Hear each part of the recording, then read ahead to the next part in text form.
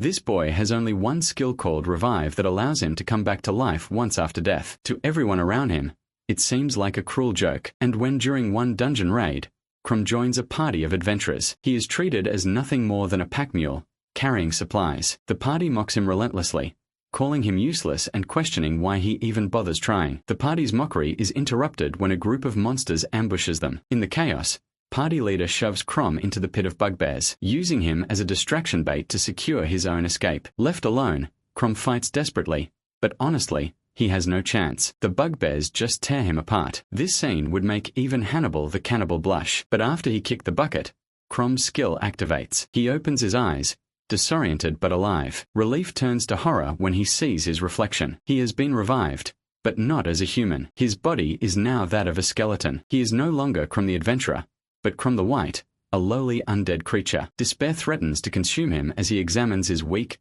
powerless form. For a moment he considers giving up, but then he remembers his sister. Despite her abandonment, he still cares for her deeply. He recalls the vow he made to protect her no matter what. That promise reignites his determination. If monsters can evolve by leveling up, then so can he. Crom resolves to grow stronger, reclaim his humanity, and surpass his former self. He sets his sights on achieving the impossible, becoming an S-rank adventurer. Using his human intelligence, Crom devises clever tactics to outsmart his enemies. His first victory comes when he defeats a higher-level goblin by playing dead, earning enough experience to jump from level 1 to level 3. It is a small victory, but it marks the beginning of something extraordinary. Crom's determination and ingenuity set him apart. Though he starts as a weak skeleton, he is ready to defy all odds, rise from the ashes, and carve a path to greatness. The world has no idea what's coming, but one thing is certain. Crom's journey is just beginning. After defeating all the weaker enemies in the dungeon, Crom is left with opponents far stronger than himself. Despite the bleak situation, he remains determined. As a skeleton, he doesn't need to eat or sleep, giving him an edge in endurance. He has been in the dungeon for so long that he has lost track of time. Occasionally, he wonders if his sister even knows what has become of him, but he quickly pushes aside these thoughts, redirecting his focus toward gaining XP and growing stronger. His next target is a level 7 Red-Eye Wolf. Though the odds are stacked against him, Crom feels a spark of confidence in his abilities, and decides to rely on his old trick, playing dead. It's a simple plan, perhaps anticlimactic, but effective. After observing the wolf for some time, he sets up a trap using his bag as bait. He positions the trap near the edge of a cliff, intending to use the terrain to his advantage. When the wolf approaches the bait, Crom springs into action. He attacks swiftly, driving the wolf toward the cliff. With a final push and a stab, he sends the creature plummeting. Though the wolf resists, it ultimately succumbs to its injuries. Gravity might have been his savior this time, but how long can his luck hold out? Following this hard-fought victory, Crom gains 2 levels, bringing him to level 5. This milestone unlocks the potential for his evolution. After some hesitation, he embraces the transformation. However, instead of regaining his humanity, he evolves into a Gal, a far cry from the human form he longs for. Initially disheartened, Crom soon realizes the advantages of his new form. As a Gal, he gains the powerful ability of regeneration and sharp, deadly claws. While it isn't the evolution he dreamed of, he feels a surge of joy at having skin and blood once again. Examining his updated stats, he discovers that the next evolution level cap is 20. The possibility of becoming more human reignites his determination. With renewed resolve, Crom sets his sights on escaping the dungeon and continuing his journey toward reclaiming his humanity. The joy of Crom's evolution is short-lived as another monster soon appears, a giant rat at level 5, the same level as Crom. The battle is intense, with the rat proving to be a formidable opponent. However, Crom ultimately triumphs, leveling up to level 6. It is during this fight that Crom tests his regeneration ability for the first time. The results are nothing short of miraculous. A near-fatal wound on his torso heals completely, leaving him in awe of his new form. Being a Gal is undeniably a step up from being a skeleton. Yet, it comes with a drawback. He now has a stomach and must eat to survive. With no other options, Crom reluctantly turns to the giant rat's carcass. The act is unpleasant, but survival takes precedence over pride, something that Bear Grylls agrees with wholeheartedly. Furthermore, over the next few days, Crom pushes himself relentlessly, defeating stronger enemies and steadily gaining experience. His efforts culminate in a hard-fought battle against an orc, which brings him to level 14. This victory places him tantalizingly close to his next evolution. After the battle, memories of his younger sister, Kalmia, Surface. Crom recalls how much he adored her despite their strained relationship. Kalmia had grown distant after unlocking her ice magic skill, her talent overshadowing Crom's perceived weakness as an adventurer. Over time, her mockery and cold demeanor drove a wedge between them. She had even urged him to quit adventuring altogether. Eventually, the siblings grew apart, speaking only rarely. Now Crom wonders if Kalmia even knows what has become of him, or if she even cares. He reflects bitterly on how his current appearance as a gal would only lead to his execution if discovered. As if summoned by his thoughts, a group of adventurers enters the dungeon. To his shock, among them is Kalmia. Crom watches from the shadows, eavesdropping on their conversation. His sister appears lively and carefree, seemingly unaffected by his disappearance. But Crom's attempt at stealth falters when he accidentally makes a noise, drawing the adventurer's attention. Kalmia reacts immediately, unleashing her ice magic at the source of the sound. The adventurers dismiss Crom as a weak monster, unworthy of their time. However, Kalmia doesn't share their indifference. Her icy resolve makes it clear Crom is about to face her wrath, and she isn't holding back. Not only are the adventurers all far higher level than Crom, but his sister, Kalmia, is among them. Once his beloved sibling, she has now grown into a prodigy, admired even by the most seasoned adventurers. Her presence is a terrible omen. To make matters worse, she's at level 18, far beyond anything Crom could hope to contend with in his current state. Unlike most monsters, whose instinct would be to fight, Crom's first thought is to escape. He observes the adventurer's movements, searching for an opening. Spotting one, he hurls a stone to distract the nearest adventurer. The ploy works, and Crom dashes away, desperate to put as much distance as possible between himself and the group. But his relief is short-lived. A swift and skilled swordswoman intercepts him. Her blade strikes true, piercing his side. Crom grits his teeth through the pain, using her attack to his advantage. He grabs the embedded weapon, twists it from her grasp, and hurls it into the dungeon wall. For a fleeting moment, it seems like he might have a chance. Then, the real threat steps forward. Kalmia, her ice magic surging with power, casts a spell that stops Crom in his tracks. His body is in tatters, completely immobile. As he lies there, subdued, his mind races. He feels the crushing weight of his helplessness, outmatched and unable to fight back. Even his regeneration,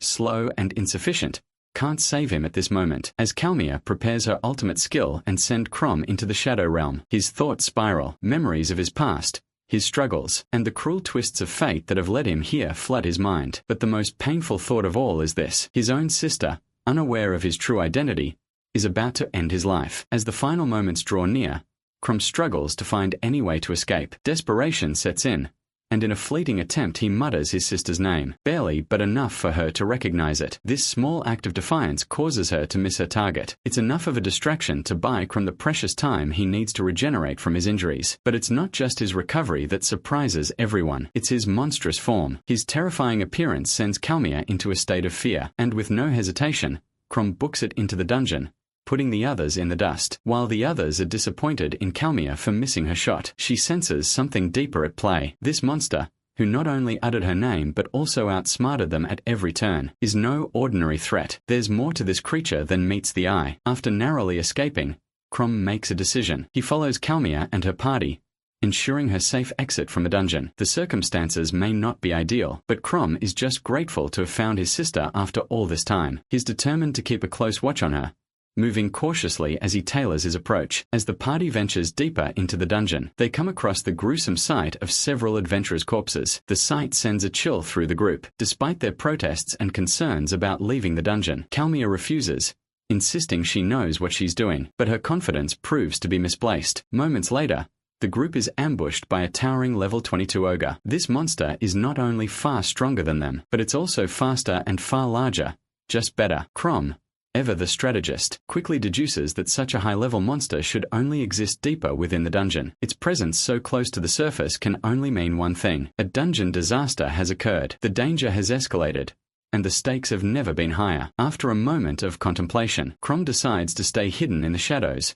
waiting for the right moment to intervene. The party, on the other hand, is woefully outmatched by the ogre. They're tossed around like ragdolls, each of their attacks met with swift and brutal counters. The ogre fights with the precision and skill of a seasoned UFC fighter, effortlessly dodging, blocking, and retaliating. Every strike from the adventurers seems to have little to no effect, and even Kalmia's arrows barely manage to pierce its thick skin. In the heat of battle, Kalmia quickly formulates a plan. She orders the other two party members to act as distractions, keeping the ogre occupied while she charges up her ultimate attack. But unbeknownst to her, the two have other ideas. Behind her back, they strike a secretive deal, planning to abandon her when the time is right. After a brief back and forth, the two party members use their skills to escape, leaving Kalmia to bear the full brunt of the ogre's fury. Despite the odds, Kalmia manages to charge up her attack and launches it with all her might. But the ogre is too fast. He evades most of the blast, losing one of his limbs in the process. It's a significant blow, but not enough to stop him. With a final devastating swing of his massive club, the ogre knocks Kalmia unconscious. Chrome, in all his monstrous gal form, steps in to intervene. Despite his massive disadvantage in terms of level, Chrome's intervention evens the odds. The ogre, now missing a limb, is no longer the unstoppable force it once was. Chrome may be weaker, but his determination and the ogre's injury make this battle far from over. The tides have turned, and the fight is far from finished. After dodging one of the ogre's powerful swings, Chrome scrambles to think of a way to subdue the beast. But before he can come up with a plan, the ogre lands a crushing blow that breaks his arm. With no other option, Chrome decides to take the fight head-on, pushing through the pain. With a stroke of luck and sheer determination, Chrome narrowly avoids another swing of the ogre's bat. Slowly, he begins to recognize the monster's attack patterns, and with each dodge, he gets closer to finding an opening. As he learns the ogre's rhythm, he manages to land a few solid punches, knocking several of its teeth loose. But the battle takes a turn when the ogre retaliates by biting off one of Chrome's arms. In that moment, Chrome seizes the opportunity. The ogre, overconfident from its earlier victories, makes the fatal mistake of leaving its throat exposed. Chrome, despite his injuries, sinks his teeth into the ogre's neck, delivering the final blow. The ogre collapses, and Chrome stands victorious, albeit battered and bruised. As the dust settles, Chrome levels up to 18, a significant boost from the fight. He takes a moment to regenerate his arm and tend to his other injuries before turning his attention to Kalmia. He knows she's still unconscious, and without hesitation, he carefully carries her to safety. Once he finds a secure spot, Chrome decides to leave her a message. He knows that Kalmia will never stop putting herself in danger if she doesn't learn from this experience. So, he drops her off in front of a group of adventurers, making it appear as though he's about to attack her. The adventurers quickly rush to her aid, chasing him away. But what they don't realize is that the gal they've chased off is actually her older brother, Chrome. When Kalmia wakes up, the adventurers inform her that she was nearly attacked by a gal, but deep down, she knows the truth. That gal must have been Chrome, the same brother who always came to her rescue. As the adventurers hand her a weapon they found near her, she recognizes a message engraved on the weapon. It was none other than Chrome. He reminds her that he will return for her, but for now, she must wait. The message brings tears to her eyes, but also a sense of relief. In the end,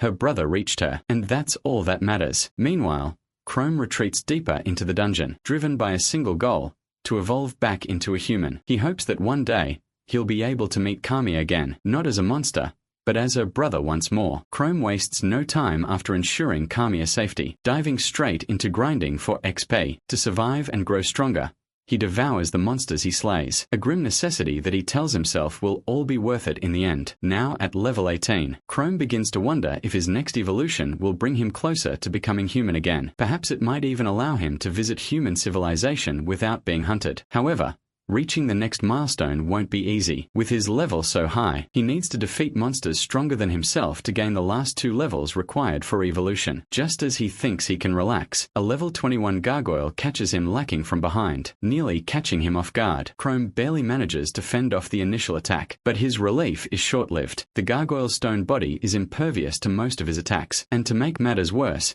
it breathes fire. This deadly combination makes the fight exponentially harder. Seeing no way to win, Chrome makes the tough decision to flee deeper into the dungeon. Even as he counters fiercely, Chrome is shocked to see that his attacks leave no mark on the gargoyle. This realization solidifies his escape plan. Eventually, he finds himself cornered at the edge of a cliff with no other way out. Thinking quickly, Chrome devises a trick. He pretends to leap off the cliff but instead clings to the wall just below the edge, holding on for dear life. As the gargoyle peers over, Chrome uses gravity to his advantage. He leaps from his position, landing directly on top of the monster. This time, he relies on his tried and true fangs, biting down with all his strength against the gargoyle's tough exterior. The impact of the ambush sends the gargoyle crashing face-first into the ground. The force of the landing proves too much even for its stone body, and the monster is defeated. Chrome, battered but victorious, feels the surge of power as he levels up to 20 and unlocks his next evolution. Without hesitation, Chrome initiates his evolution. The transformation is unlike anything he's experienced before. His new form is that of a shapeshifter, tall with razor-sharp claws and a menacing mask that radiates power. The air around him feels charged with energy, and it's clear this new evolution is a force to be reckoned with. Chrome knows this is just the beginning. With his newfound strength, he sets his sights on what lies ahead, determined to keep pushing forward, closer to his ultimate goal of reclaiming his humanity. As the reality of his transformation sinks in, Chrome realizes his new appearance is still far from ideal. This evolution isn't without its perks. Shapeshifters possess a unique ability called masquerade, which allows them to imitate human appearances for a limited time, depending on their MP. To Chrome's relief, he retains all his previous abilities, and this new skill only adds to his already formidable arsenal. With regeneration and the raw strength of the shapeshifter, eager to test masquerade, Chrome activates the ability. To his surprise, he transforms into a version of his former human self. While his hair is now stark white and his skin pale, its leagues better than the monstrous visage of the shapeshifter. For the first time in what feels like an eternity, Chrome sees a reflection he can almost recognize. What's more, the transformation restores his ability to speak. However, the ability comes at a cost. Masquerade drains 1 MP every 10 minutes. Given his current MP pool, Chrome can only maintain his human form for up to 4 hours, provided he doesn't use regeneration during that time. Despite its limitations, Masquerade gives him a glimmer of hope. It's not much, but it's a step closer to reclaiming his humanity. As Chrome reflects on his progress, he pieces together a troubling realization. The presence of high-level monsters like the gargoyle in lower-level areas can only mean one thing: a dungeon disaster. Somewhere nearby,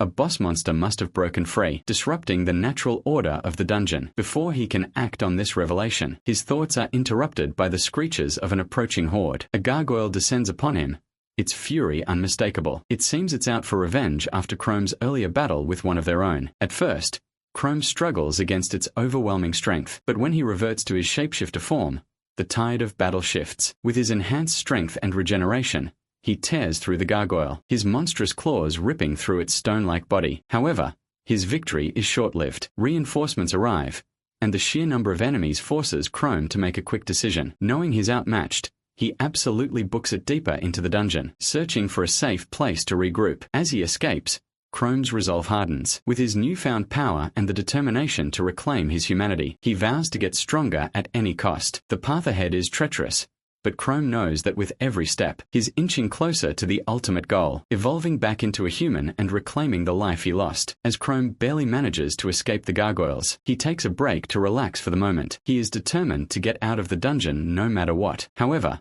just as he thinks he's caught a lucky break, a group of adventurers arrives in the area. Among them are Frank Fry, an honorable swordsman, Guido Gilrard, a fierce archer, and the ever-elegant Shelley Schultz, whose parents, it seems, didn't have the most imaginative naming skills. Jokes aside, the party looks formidable, though their levels are slightly lower than Chrome's. Their coordination and teamwork as a full party make them a dangerous threat. Chrome knows that even with his shapeshifter abilities, a head-on fight with them would likely end badly. The adventurers are here for one reason: to take down the dungeon boss and clear the disaster. Shelley, in particular, is deeply invested in this mission. Dungeon disasters have affected her life personally, and her high morals and kind nature drive her to help others. Everything seems to be going smoothly for Chrome as he keeps a safe distance, observing the group. But then, he makes a critical mistake. He leaves his monstrous dogs exposed for just a moment too long. Guido, ever the sharp-eyed rogue, spots them immediately and alerts the party. The adventurers waste no time squaring up, weapons drawn, ready to take down the monster in their midst. Chrome's mind races as he realizes he's outnumbered and outmatched. But in the chaos, he activates Masquerade, shifting into his human form just in time. The sudden transformation catches the party off guard. They lower their weapons slightly, apologizing for the misunderstanding, but their weariness doesn't fade. Chrome's pale skin, white hair, and overall sketchy appearance make it clear he's no ordinary adventurer. Shelley, however, is different. Her kind nature allows her to see something in Chrome that the others don't. She senses a flicker of humanity within him, something that makes her hesitate. While the rest of the party keeps their guard up, Shelley offers Chrome a reassuring smile, trying to ease the tension. Despite her warmth, Chrome knows he's not out of danger. The others are sharp enough to realize that Chrome is on edge, ready to run or fight at the slightest provocation. The silence stretches until Shelley steps forward, breaking the stalemate. Her soft voice cuts through the tension as she approaches Chrome with cautious kindness. She reminds her party that Chrome looks harmless and even offers him their aid if needed. At this moment, Chrome looks every bit like a homeless wanderer, battered and worn. Shelley's kindness catches him off guard, and for a fleeting moment, he considers accepting her offer, but his instincts take over. Using the distraction, he slips away, vanishing into the shadows before anyone can stop him. Frank advises the group to let Chrome go as he could be a bandit. It would be better not to get involved. Furthermore, Shelley seems disappointed but doesn't push back. Unbeknownst to her, her small act of kindness spared the group from a potential confrontation that could have turned ugly. With the encounter behind them, the adventurers refocus on their mission of defeating the dungeon boss and claiming the loot. Shelley, in particular, is determined. The dungeon disaster stirs painful memories from her past, fueling her resolve to see it through. Meanwhile, Chrome retreats to safety, his mind a whirlwind of emotions. Shelley's kindness lingers in his thoughts, tugging at his heartstrings. Since his resurrection, this is the first time anyone has treated him with even a shred of humanity. The warmth of her gesture feels foreign yet comforting. For a brief moment,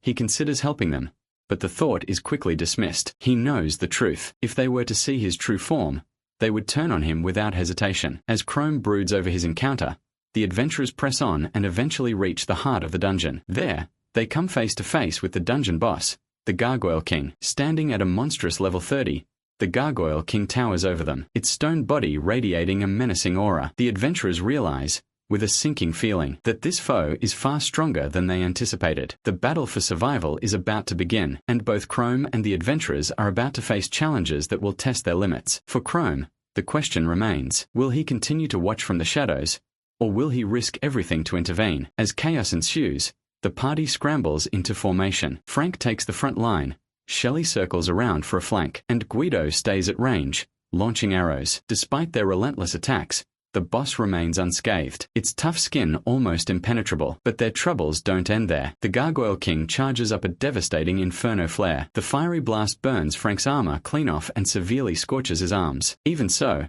he manages to deliver a fierce blow to the boss's head, creating an opening for Guido to shoot an arrow into its eye. The attack only enrages the boss further. It retaliates with brutal force, knocking Frank unconscious with a fierce blow. The archer and Shelley suffer the same fate as they are tossed around like ragdolls, and easily defeated. The Gargoyle King prepares to land the final blow to finish what it started. Just as it's about to strike, Chrome intervenes, stopping the attack in its tracks. The battlefield shifts. The two monsters stand face to face, and only one can come out victorious. Right before the chaos unfolded, we see Chrome debating whether he should really let the party challenge the final boss, knowing full well it would probably devour them. In the end, the humanity within him won out, and he decided to protect the adventurers no matter the cost. The very reason he became an adventurer in the first place was to protect humans from monsters, and now, even as a monster himself, that resolve burns stronger than ever. With that determination, Chrome arrived just in time to save the party from the final blow. But the fight was only beginning. Despite being at a massive disadvantage, Chrome quickly assesses the situation and identifies the Gargoyle King's weakness being its eyes. The battle rages on, and Chrome is caught by a vicious attack that slices his torso open, gritting his teeth through the pain. He manages to land a direct hit on the boss's eye, partially staggering it. However,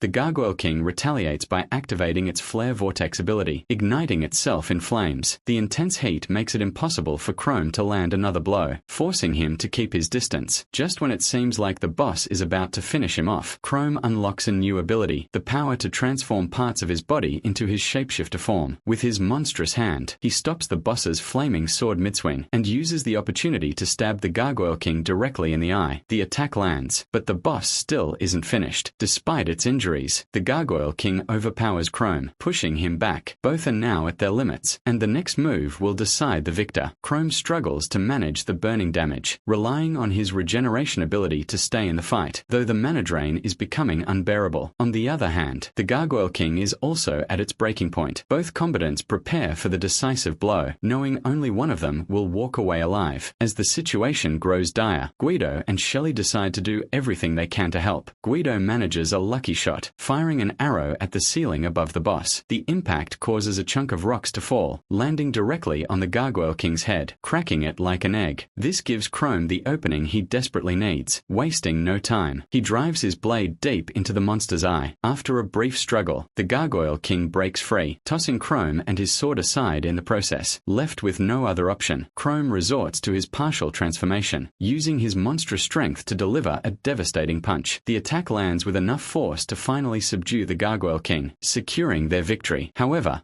in the process, he also sustained quite a few injuries which needed a lot of mana to regenerate. With the boss defeated, Chrome levels up 4 times, reaching level 24. The dungeon disaster is thwarted and peace is restored. Fortunately for Chrome, the Gargoyle King's massive body had obscured the party's view, so they didn't witness his partial transformation. However, Chrome has little time to celebrate. The battle has drained him, leaving him with only 2 MP, just under 20 minutes before his masquerade ability expires. As Shelley approaches to express her gratitude, Chrome knows he can't stay. With his mana running dangerously low, he makes a hasty exit. Sigma rule number 1. Show up, defeat the boss, refuse to elaborate, and leave. The party is left stunned by his sudden departure. Not only did Chrome leave without a word, but he also abandoned the boss crystal, a valuable reward that could have earned him a fortune. This only heightens Guido's suspicions. Frank brushes off Guido's doubts. Furthermore, he points out that Chrome saved their lives and suggests they focus on the silver lining, the free loot. After a brief rest, the party decides to take the boss crystal back to the guild as proof of their victory. They also agree to repay Chrome if they ever cross paths with him again. For Shelley, this is more than a promise. She's determined to meet her mysterious savior once more. Meanwhile, Chrome barely avoids detection as he retreats. Thanks to his major level up, his MP pool has increased, allowing him to maintain Masquerade for 6 hours a day. With this newfound flexibility, Chrome resolves to return to human society and test the waters. 6 hours might be just enough time to blend in and avoid suspicion, giving him a chance to reclaim a semblance of his old life. As the party leaves the dungeon and delivers the news of the boss's defeat to the guild, they are met with skepticism. The townsfolk struggle to believe that an unknown adventurer could single-handedly defeat a dungeon boss. After some back and forth about Chrome's appearance, Frank hands the boss's magic stone to the guild leader. Gars, the undeniable proof confirms that the boss was defeated, and the dungeon cleared. This revelation sparks curiosity and speculation among the townsfolk. Who was this mysterious adventurer? If he possessed such immense power, surely he would be famous. Rumors about Chrome spread like wildfire, fueled in no small part by Shelley, who eagerly added colorful details to the story. While the town celebrates the dungeon's clearance, Kamiya sees this as an opportunity to continue searching for her brother. Despite her outward demeanor, she cares for him deeply and hasn't given up hope. Once the excitement dies down, the party receives their reward for clearing the dungeon. Frank reminds them that most of the money rightfully belongs to Chrome, but since he's nowhere to be found, they should use it for now and return it if they ever meet him again. Shelley is hesitant at first, but eventually agrees, as she has something important she wants to do with the money. Frank,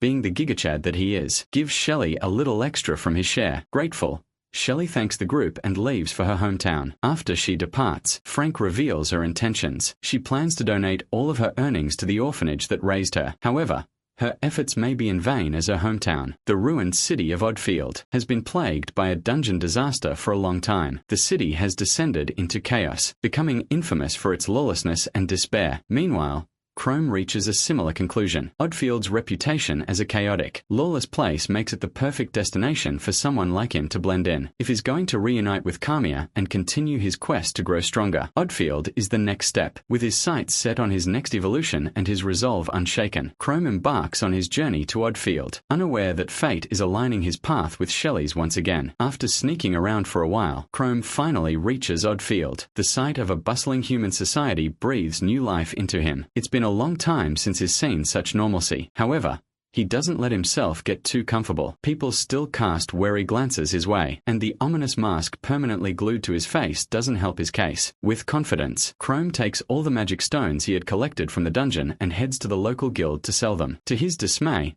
They fetch only 500 gold, a mere tenth of what he could have earned in the capital. When he protests, the guild owner reminds him that they don't ask questions when buying items, especially from someone as suspicious-looking as Chrome. Most of the stones sold in Oddfield are stolen, and Chrome doesn't look like an exception. Swallowing his pride, Chrome takes the money and leaves. On his way out, an unknown warrior stops him, demanding he hand over the cash. This man, Jeff, is a member of the criminal organization that runs the town, the Evil Dragons. Chrome, unimpressed, dismisses him with ease, bruising Jeff's pride in the process. As a result, Jeff becomes furious and vows for revenge. When Jeff attempts to retaliate, Chrome swiftly disarms him, kicking away his sword before fleeing the scene, not giving Jeff a chance to recover. After the ordeal, Chrome spends nearly all his money on basic supplies: a rusty dagger for 240 gold, a shabby robe for 60 gold, and a room at an inn for 110 gold per night. Left with only a handful of coins, Chrome realizes he needs to act quickly and heads toward the dungeons to earn more. Meanwhile, Shelley arrives at the orphanage and hands over all her money to the owner, urging him to use it wisely. She also advises him to leave Oddfield with the children and move to the capital, where they'll be safer. The owner agrees, but reminds her that relocating everyone would be costly, and staying in Oddfield might be their only realistic option for now. After a heartfelt chat, Shelley leaves the orphanage. Elsewhere, Chrome roams the streets, trying to figure out how to gather information. As he wanders, he unexpectedly crosses paths with Shelley once again. His heart skips a beat and panic sets in. The last encounter with her was already nerve-wracking, and this chance meeting was bound to stir up more trouble. After the brief reunion, Chrome doesn't bother with pleasantries and immediately books it to find a way out. However, Shelley isn't about to let her savior vanish without a proper thank you. Determined, she chases after him. Chrome, unfortunately, finds himself cornered in a dead-end alley, with no choice but to confront her. He considers escaping using his shapeshifter powers, but as he fumbles the bag as he trips and falls, leaving him in an awkward position. Shelley arrives just in time to catch him lacking. She apologizes for startling him and earnestly thanks him for saving her party. Curious, she asks for his name. This time, Chrome finally speaks, introducing himself as Chrome Clank. The two exchange words and Shelley explains why she's in Oddfield. She reveals that she came to donate money to the orphanage where she grew up. Shelley shares a bit about the town's tragic history. Once a prosperous place, Oddfield fell into ruin after the dungeon disaster struck. To make matters worse, the tyrants of the Evil Dragon faction exploited the chaos, oppressing the townsfolk and turning the city into a lawless wasteland. Shelley confides that her dream is to rid the town of both the monsters and the tyrants, restoring it to its former glory. As Shelley speaks of the orphanage, the story shifts to the children and their caretaker. The owner is deeply devoted to the children, who,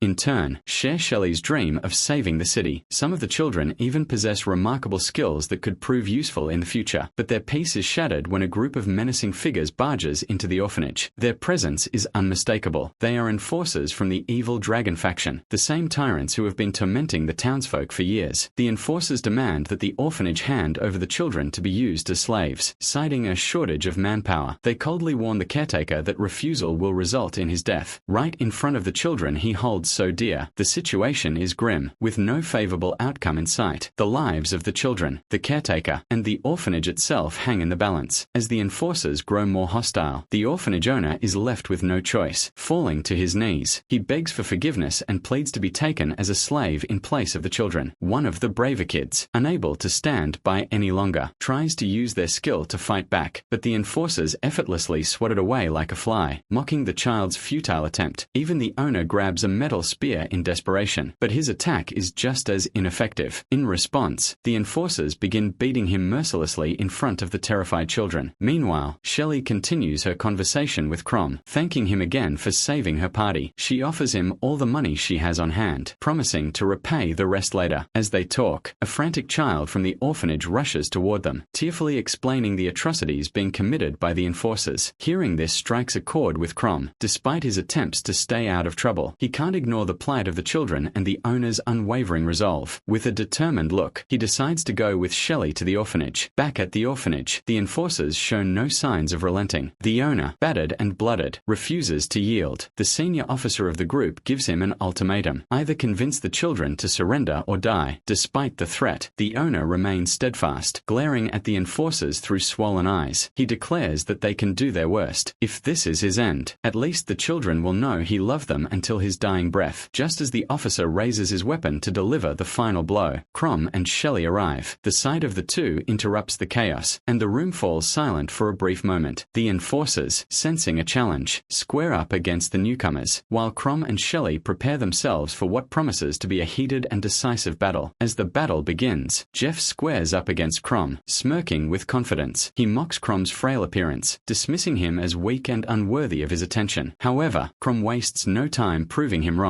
With a swift swing of his sword, he forces Jeff to block hastily. The sheer force of the strike leaves Jeff struggling to maintain his balance. Crom follows up with a precise stab that narrowly grazes Jeff's armor. Despite Jeff stepping back to reduce the impact, the blow still leaves him reeling. Just as Crom prepares to finish him off, another enforcer, Radu, intervenes with a sudden lunge. Their swords clash, and Crom immediately senses that Radu is no ordinary opponent. Radu's skill and strength surpass those of Jeff, making him a formidable match, especially against Crom's human form. Meanwhile, Jeff, unwilling to let his pride be shattered, tries to sneak behind Crom for a backstab, but Shelley steps in, intercepting him with her blade. Though Jeff has a higher level, Shelley's refined skills and determination allow her to hold her ground. Their clash intensifies as Shelley matches his every move, proving she's no easy target. Back on the front line, Radu warns Crom to step aside, promising that if he surrenders now, they'll overlook his defiance. But Crom doesn't flinch. He reminds them that he's nothing like them, and that he will end their tyranny no matter what it takes. Furthermore, Radu's expression hardens as his patience wears thin. He vows to make him eat his words as he channels his magic. Lightning crackles along Radu's blade as he activates his lightning sword skill, infusing his weapon with electric energy. The air around them hums with power, and sparks dance dangerously close to Crom. This just made things a whole lot harder for our boy Crom. As Radu charges at Crom with his lightning-infused sword, Crom has no choice but to retreat. He recognizes the immense power behind the strike, and realizes that attempting to block it would shatter his weapon instantly. Meanwhile,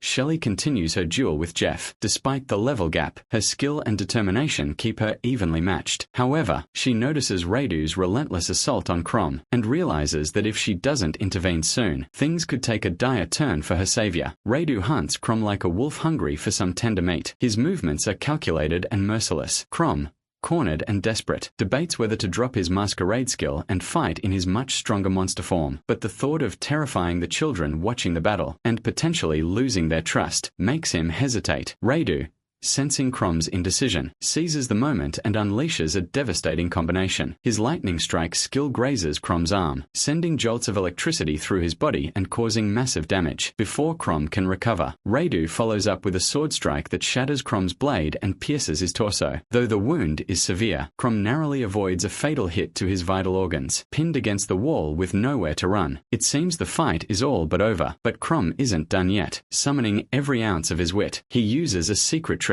He transforms the area around the sword's impact into his monster form. The transformation traps the blade within his flesh, locking it in place and leaving Radu momentarily exposed. Without missing a beat, Crom uses his regeneration ability to seal the wound around the embedded sword, ensuring it doesn't budge. Then, using his partial transformation, he shifts his hands into monstrous claws and delivers a devastating uppercut to Radu. The force of the blow sends Radu flying backward, crashing into the ground like most of Mike Tyson's opponents. Furthermore, the sheer impact leaves him dazed, and Crom stands tall, breathing heavily, but victorious. For a moment, the battlefield falls silent as everyone processes what just happened. Crom, blooded but unyielding, prepares for the next move. Radu's defeat leaves everyone flabbergasted. Even his partner in crime, Jeff, is stunned by the unexpected outcome. Left in a precarious 2v1 situation, Jeff decides not to let pride cloud his judgment. He makes the logical choice to retreat, spewing a poisonous mist as a smokescreen. Jeff ensures his escape through a nearby church window. Before disappearing,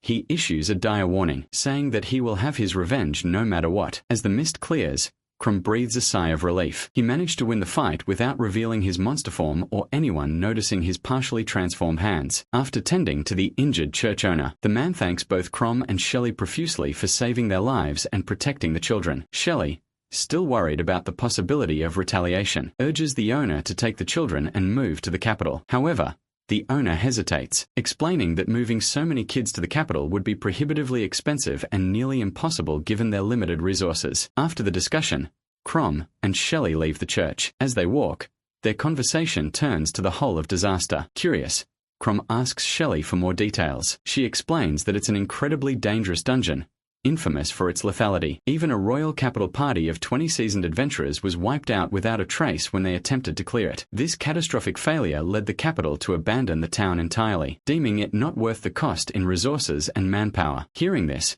Crom reflects on his original goal, leveling up by defeating monsters in the Hole of Disaster. However, witnessing the atrocities committed by the evil dragons firsthand has changed his priorities. Now he's determined to rid the town of both the monsters and the tyrants oppressing its people. If he can clear the dungeon, he reasons, the capital would have no choice but to send reinforcements. With the dungeon threat eliminated, the evil dragons would lose their excuse to remain and the town could finally return to normal. Crom clenches his fists, his resolve solidified. The path ahead is treacherous, but if he succeeds, he can save this town and perhaps find his own redemption in the process. Meanwhile, Jeff makes his way to the evil dragon's leader, Galord. Whining like a scolded child, he recounts the events of the church battle. However, Galord doesn't take kindly to excuses. With a cold glare, he questions why Jeff fled the moment Rado was defeated, instead of standing his ground. Galord's imposing presence sends shivers down Jeff's spine. Known as the Monster of Oddfield, Galord is a force of nature, an overpowered beast that even the boldest warriors dare not cross. After thoroughly terrifying Jeff, Galord issues a stern warning, saying that his head will be on a pike if he ever tarnishes their name again. Shifting his focus, Galord turns to his trusted subordinate,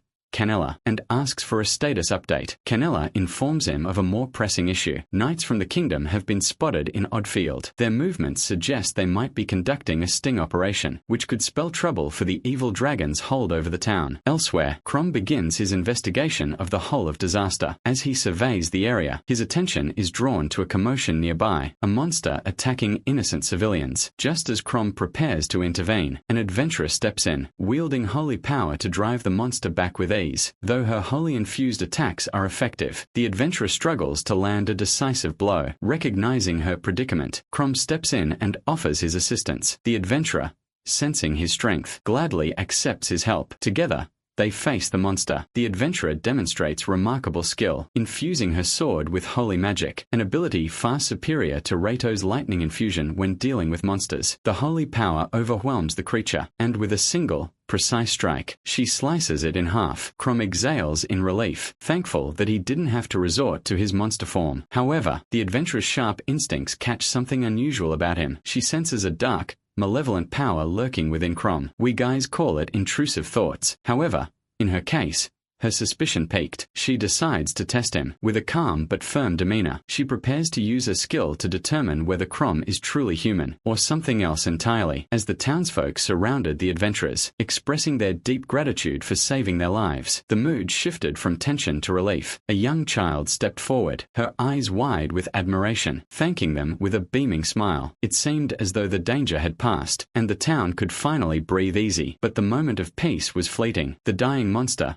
with a final burst of desperation, gathered its strength for one last attack. This time, its target was the child, standing too close, unaware of the impending danger. The adventurer, still caught up in the celebration, failed to notice the monster's final move. Crom, however, saw it instantly. His heart raced as he realized the child's life was in immediate danger. In his human form, he knew he couldn't reach her in time. His thoughts spiraled as the fear of revealing his true nature to the townsfolk gripped him. They might fear him, hate him, or worse, see him as one of the very monsters he sought to destroy. But at that moment, memories of his parents, taken from him by monsters, flooded his mind. He couldn't let another innocent suffer the same fate. His humanity, the part of him that still cared, overpowered his fear. With no time to waste, Crom deactivated his masquerade skill, revealing his monstrous form in a flash. In a split second, he shielded the child, blocking the monster's attack just inches from her. Without hesitation, Crom retaliated, delivering a crushing blow that sent the monster into the shadow realm. The town fell silent. The child was safe, but the relief of the moment was short-lived. The townsfolk, who had been cheering just moments before, now recoiled in horror. Gasp of fear rippled through the crowd, and whispers spread like wildfire. They were all horrified and considered him one of them. The adventurer's face darkened. Her earlier suspicions were now confirmed. She had been right right all along. Crom was no savior. He was a monster, a dangerous creature in disguise. Her hand instinctively reached for her weapon, her eyes burning with murderous intent. To her, Crom was a threat, and she couldn't allow him to harm anyone else. For Crom, the weight of his decision hit him like a ton of bricks. He had saved the child, but at what cost? The fear and disgust in the eyes of the townsfolk, the rejection, the horror. It was more than he had anticipated. He had acted out of a sense of duty, driven by the memories of his parents, and the desire to protect those who couldn't protect themselves. But to him, it was all worth it as he was able to save a life. As the adventurer prepared to confront him, Crom was left to face the consequences of his choice. He had saved a life, but in doing so, he had lost something else, the trust of the very people he had hoped to protect. After Crom defeated the monster, he quickly realized the harsh truth. The townspeople, instead of being grateful, now saw him as an ally of the creature he had just slain. The adventurer, Mira, immediately recognized the threat she believed Crom posed, and wasted no time in warning the crowd. She told them that Crom was a shapeshifter, someone dangerous and deceptive. Her warning sparked fear among the townsfolk, who, now frightened, picked up weapons to defend themselves. Seeing the situation escalate, Crom had no choice but to flee. Even as he ran, the people threw stones and shouted insults at him, mocking him until he was out of sight. However, Mira, recognizing Crom's power, stopped the townsfolk from pursuing him further. She understood that Crom was no ordinary monster, and her suspicion grew that he might be a much more dangerous creature who had learned to blend in with humans. Just as Mira prepared to go after him, a young girl, whom Crom had saved earlier, stepped forward. She reminded the crowd that Crom had put his life on the line to protect them. Especially her. The people paused, but their fear of the shapeshifter was still strong. Before Mira could act, her superior, Captain Elant, arrived and intervened. He ordered her to stand down, reminding her that they had a greater mission at hand. They couldn't afford to make enemies of the townspeople or attract the attention of the evil dragon faction. If they did, it could lead to a full-scale war. Later, in a secluded spot, Mira explained the situation to Captain Elant. He remained unshaken by her concerns, reiterating that their priority was the larger mission at hand. Some casualties were unavoidable in their line of work. Their main goal was to find the red-haired man, the one responsible for the whole of disaster. If they didn't stop him soon, the damage he could cause would be catastrophic. Meanwhile, Crom, with no other options left, made his way to the whole of disaster. His resolve was firm. He knew that if he could evolve within the dungeon, he could become stronger and return to the capital. His ultimate goal was to reunite with his sister and rid the town of its tyrants. Back at the church, Shelley had made a similar decision. Unable to stand by any longer, she left the church with the same determination. She knew that the monsters had taken everything from her, and she couldn't allow them to continue wreaking havoc. Unknowingly, the paths of Crom and Shelley were set to align, both determined to face the horrors within the whole of disaster and change the fate of the town. Crom, now deeper within the whole of disaster, advanced cautiously, but with a sense of relief. In this dungeon, he didn't need to be constantly on guard as he did in the human world. The debuffs that humans typically suffered didn't affect him here, allowing him to remain in his monster form indefinitely. This gave him an edge, but it also meant that he had to rely on his instincts and abilities to navigate the unknown challenges ahead. As he pressed forward, he encountered a split in the path. With no clear direction, Crom decided to leave it to chance. He threw his sword in the air, letting it decide the path. It might have seemed like a random decision, but in the situation, it might have saved his life. Upon stepping into the left path, Crom immediately felt a sticky sensation around his feet. Looking down, he saw that his foot had been caught in a massive spider web. Before he could react, two demon spiders descended upon him, their eyes filled with hunger. Despite being a couple of levels lower than him, Crom knew that taking on two of them at once would be dangerous, especially with their ability to coordinate their attacks. The spiders wasted no time. They launched a barrage of stones toward him, forcing Crom to react quickly. He swung his sword to slice through the webs, but before he could fully cut them, the spiders covered his hands with more webs. His arms were immobilized, leaving him vulnerable. In this moment of peril, Crom realized that being caught in the web could work to his advantage. He yanked at the webs, pulling the spiders closer together. They collided, momentarily disoriented. Without wasting a second, Crom used his monster monstrous claws to tear into the spiders, slicing them apart with ease. The battle was quick, and though it was a relatively easy victory, it was enough to level him up to 26. However, he knew that to continue growing stronger, he would need to face foes that were far beyond his current level. Just as he thought he might catch a break, a massive presence filled the room. A giant demon spider, far larger and more menacing than the others, appeared before him. This spider was a level 37, a far more formidable opponent than anything Chrome had faced so far.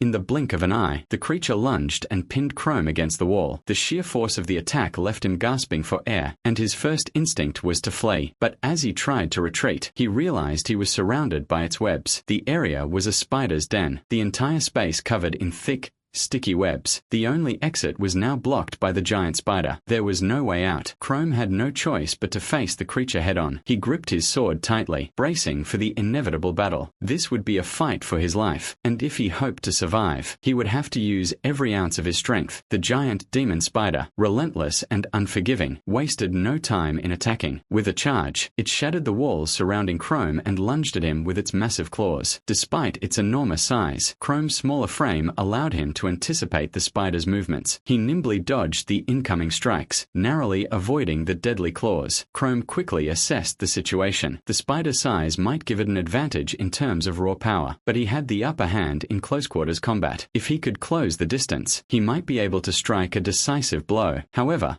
before he could act on his plan, the spider revealed a new skill, blood thread. The web that emerged was no ordinary spider silk. It was infused with immense power, capable of shredding anything in its path. The moment it hit, Chrome knew he would be in serious trouble. One direct strike from this web would spell his end. The spider followed up with another attack, a barrage of webs that quickly covered the entire area, making it nearly impossible to move. Chrome found himself cornered against the wall, the sticky webs closing in. In this confined space, his large monster form became a liability. His size was no longer an asset, it was a hindrance. Realizing that he needed to change his approach, Chrome activated his masquerade skill, reverting to his human form. Now smaller and more agile, Chrome felt the difference immediately. His speed increased, and he was able to dodge the spider's attacks with greater ease. This newfound agility allowed him to get in close and land a hit, stabbing one of the spider's giant eyes. The spider howled in pain, but it wasn't done yet. In retaliation, it swung its vicious claws toward him, and Chrome barely managed to block the attack, the sheer force of the strike rattling his bones. Before he could recover, the spider used its webbing to trap him once more. In an instant, he was pulled toward the spider's gaping mouth. Chrome knew this was his last chance. As he was drawn closer, he quickly used partial transformation to turn his arm back into his monstrous form. With a sharp clawed hand, he severed his own arm, allowing him to break free from the web's grasp. This daring move gave him the opportunity he needed. With his claw now free, he lunged at the spider, landing a powerful strike that cut through its defenses. The spider, weakened and on the verge of collapse, tried to retaliate, but it was too late. Chrome delivered the finishing blow, sending the monstrous creature to the shadow realm. Exhausted and battered, Chrome stood victorious. The battle had been grueling, but against all odds he had triumphed. His heart raced as he realized just how close he had come to death, but he had survived. He was one step closer to his goal, but the challenges ahead would only grow more dangerous. For now, though, he allowed himself a moment of relief before pressing on deeper into the dungeon. Chrome's victory over the giant demon spider proved to be a significant turning point. Not only had he leveled up to a remarkable level 33, but his regeneration skill allowed him to reattach his severed arm, a feat that would have been impossible for most. The victory also restored his confidence, and after taking some time to rest and recover his mana, he pressed on deeper into the dungeon. He marked his path carefully, ensuring he wouldn't get lost, but the dungeon's labyrinthine nature made it difficult to stay on course. Despite this setback, he leveled up once more to level 37. However, the dungeon's challenges weren't just about monsters. Chrome's food situation was dire. He had to make do with eating the remains of the spider carcasses. It wasn't ideal, but it was sustenance. As he ate, the sound of footsteps reached his ears, alerting him immediately. The footsteps were unmistakably human, and Chrome tensed, preparing for whatever might come next. He quickly activated his masquerade masquerade skill, transforming back into his human form to blend in. The source of the footsteps soon revealed itself. It was Shelley. Chrome's heart skipped a beat. Shelley was the one person who had shown him kindness, and the sight of her in the depths of the dungeon was both a relief and a surprise. She too was on guard, preparing to use a magic stone. But when she saw Chrome sitting there, it caught them both off guard. Shelley was the first to speak, and Chrome couldn't help but ask how she had managed to make it so deep into the dungeon without so much as a scratch. She explained that she had a map, one that detailed the dungeon's monsters and paths, allowing her to take the safest routes to avoid danger. Chrome, though, had come to the dungeon with a different goal in mind, not just to level up, but to defeat the boss. He knew it would be a dangerous task, but he was determined to do it alone. He asked Shelley to leave, fearing for her safety, but she saw through his words. Shelley realized that Chrome had come to the dungeon to conquer it by himself, unwilling to risk anyone else's life. It was a suicidal mission, with little chance of success. She refused to leave, stating that she had just as much reason to kill the boss as he did. She explained that, with her knowledge of the monster and her preparation, she could be a major asset in taking them down. She had even used the money she had taken from the church to gear up and prepare for the dungeon's challenges. Shelley revealed that she had learned from the mistakes of those who had died in the dungeon, studying the monster's weaknesses and coming prepared to face them. She also had information about the dungeon boss, which could prove invaluable. Chrome, though still uncertain, realized that with only 9 hours left on his masquerade skill, he couldn't afford to waste time. If he wanted to clear the dungeon, he needed to act quickly, and Shelley's help might be exactly what he needed. Meanwhile, far from the dungeon, the evil dragon faction caught wind of Shelley's presence. Gallord, the faction's leader, was furious. He lashed out at his subordinate, demanding to know why Shelley had made it this far into the dungeon. His subordinate believed that Shelley was doomed from the moment she entered, but Gallord wasn't so sure. He suspected she might be more than just an adventurer, perhaps a knight in disguise. Gallord, always cautious, ordered his subordinate to prepare for action. He knew that Shelley's presence in the dungeon could complicate things, and he couldn't afford to underestimate her. As he prepared to mobilize his forces, he steeled himself for whatever came next. With Shelley by his side, Chrome found the journey through the dungeon significantly more manageable. Her resourcefulness and knowledge of the dungeon proved invaluable. When they were surrounded by a horde of demon spiders, Shelley acted swiftly, scattering culture seed powder into the air. The powder blinded the spiders, creating a crucial opening for Chrome to take them down. The battle was grueling, but it paid off. Chrome not only survived the encounter but also leveled up, pushing his strength further. Shelley, holding the map, guided him through the safest paths. As they moved deeper, she couldn't help but wonder about how many lives had been lost to create the map they now relied on. Her voice carried a heavy note of sorrow. Sensing her distress, Chrome quickly reassured her. His words were simple, but they carried a conviction that lifted her spirits. He reminded her of their shared goal, to clear the dungeon and end its horrors, no matter what it took. Their resolve was soon tested when they encountered a formidable foe, an arachne, a monstrous spider with a humanoid upper body and razor-sharp claws. One jab from its claws sent Chrome crashing into a wall, a testament to its overwhelming strength. The arachne was a level 42 monster, with HP and MP far surpassing Chrome's by a landslide. Shelley quickly informed Chrome that this creature was the second strongest in the dungeon, surpassed only by the boss itself. She emphasized the importance of staying close to the monster, as its ranged attacks were deadly, and pointed out its poor visibility near its legs. Chrome took her advice to heart, targeting its legs and successfully severing several of them. Recognizing the arachne's vulnerability to fire, Shelley hurled a magic stone at the monster. The stone ignited on impact, setting the arachne ablaze and creating an opportunity for Chrome to land a devastating strike. The coordinated effort paid off, and after an intense battle, they managed to defeat the arachne with minimal injuries. The victory was rewarding. Chrome gained 2 levels, reaching level 40. However,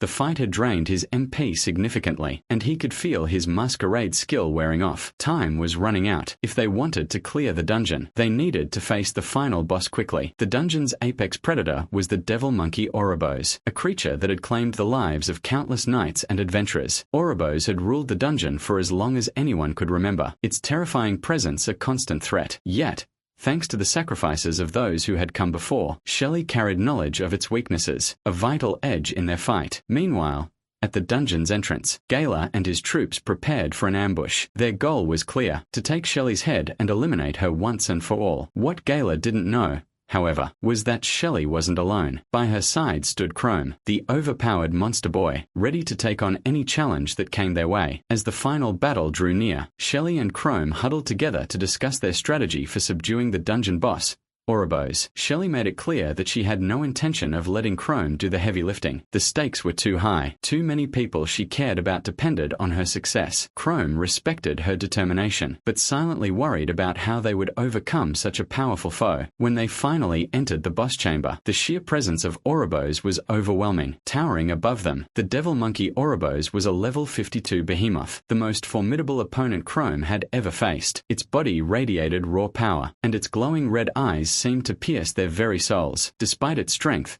Ouroboros had a weakness. It was lightning fast, but could only move in straight lines, relying on sheer speed and brute force to overpower its enemies. To counteract this, Chrome devised a plan. If he moved in a zigzag pattern, he could exploit this limitation and avoid its deadly direct attacks. Without hesitation, Chrome put the plan into action. As Ouroboros lunged forward to finish the job with a fierce strike, Chrome darted from side to side, narrowly evading the monster's razor-sharp claws. Each missed strike left deep gouges in the stone walls of the chamber, a testament to the creature's destructive power. After several tense moments of dodging, Chrome saw an opening. Ouroboros' claws became lodged in the wall after a poorly aimed attack, giving Chrome a chance to strike. He swung his sword with all his might, aiming for the monster's vulnerable legs. Despite the full force attack, the blade barely grazed its thick hide, leaving Chrome stunned at its durability. Shelley, determined to contribute, leaped onto Ouroboros' back and plunged her weapon into its flesh. Her blade, however, failed to penetrate the skin, only further enraging the beast. Ouroboros let out a deafening roar, the shockwave of its fury blasting both Chrome and Shelley backward. They slammed into the ground, momentarily dazed. Chrome looked injured, which made Shelley worry. However, he calmed her down by reminding her that it was only a minor scratch and he could still fight. As Chrome regained his footing, he considered using his monstrous claws through partial transformation. His instincts told him that his claws might be the only way to inflict significant damage on Ouroboros, but he quickly dismissed the idea. If Shelley saw his monstrous form, even partially, it could shatter her trust in him. Worse, if he fully transformed, she might panic, and their communication, which is critical to their survival, would break down entirely. For now, Chrome resolved to rely on his human form, even if it meant pushing himself to his limits. Shelley, shaken but unyielding, stood by his side, her eyes burning with determination. Together, they prepared for the next phase of their battle against Ouroboros, knowing that victory would demand everything they had and more. As the battle raged on,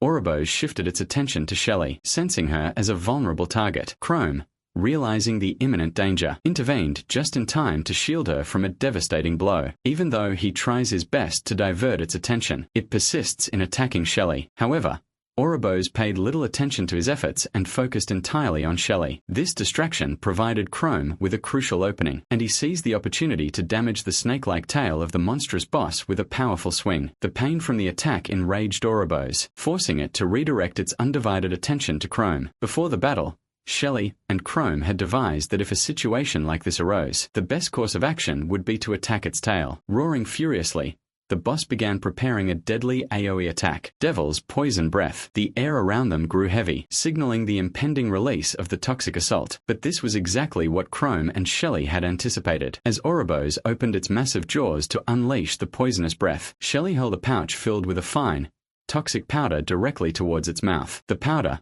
a condensate of the rare Parish Room, was highly potent and caused the beast to choke violently, halting its attack mid-action. The effects of the powder didn't stop there. Ouroboros' eyes clouded over, rendering it temporarily blind. However, the monster quickly adapted, relying on its heat detection ability to locate its prey. Anticipating this, the duo had prepared a contingency plan. Shelley activated a magic stone, which emitted intense heat, diverting Ouroboros' attention away from them. While the beast lunged at the decoy, Shelley darted in and struck at one of its defenseless legs. Her attack weakened the creature further, creating an opening for Chrome. Using his monstrous fangs, he tore off a chunk of flesh from his leg. With its defenses crumbling, Ouroboros became increasingly vulnerable. This meant that it started to go all out and its instincts took the better of him. But just as victory seemed within reach, the duo noticed something alarming. Ouroboros was regenerating its wounds at an astonishing rate. Its legs began to mend, and its strength surged once more. Before they could react, the boss retaliated, delivering a devastating blow that sent Chrome crashing into the ground. Despite the crushing pain,